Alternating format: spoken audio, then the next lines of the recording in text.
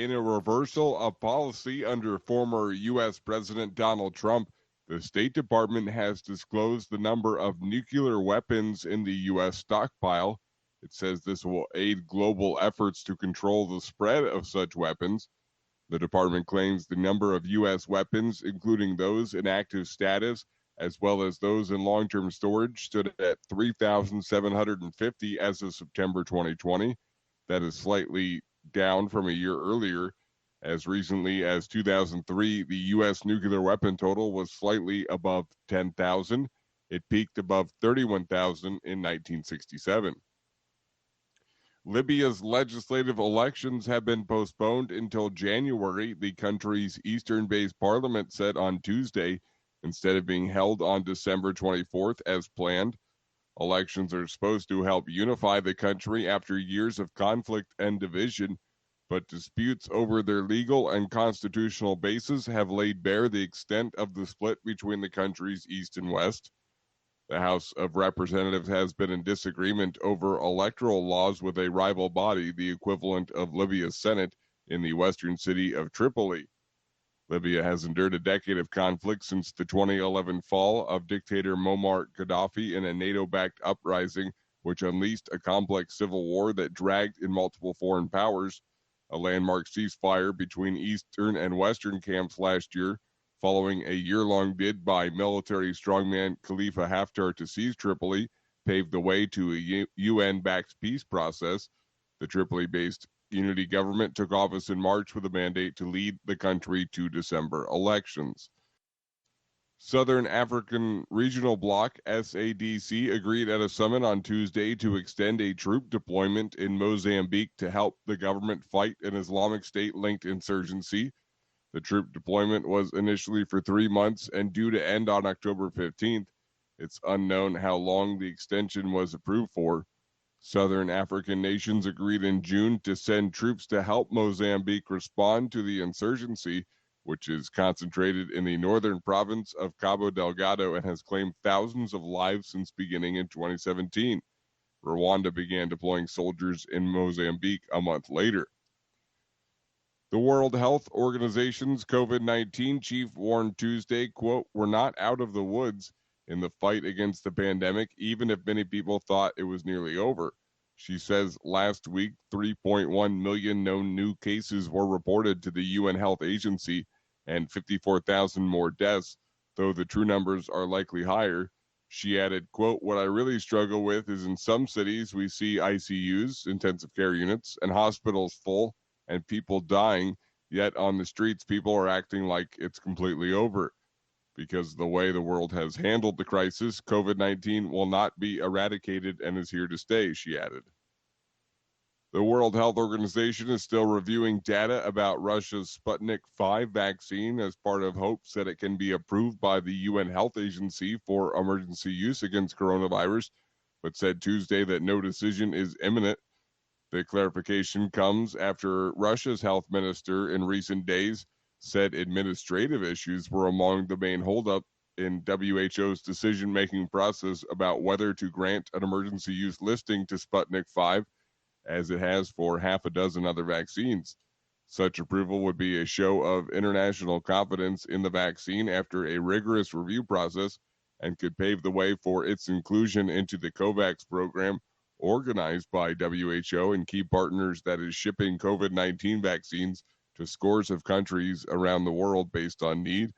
The vaccines WHO has approved are Pfizer, AstraZeneca, Johnson & Johnson, Moderna, Sinovac, and Sinopharm.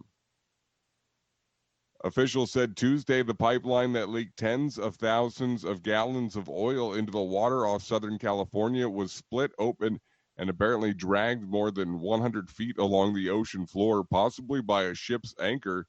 U.S. federal transportation investigators say early reports suggest the failure may have been, quote, "caused by an anchor that hooked the pipeline, causing a partial tear."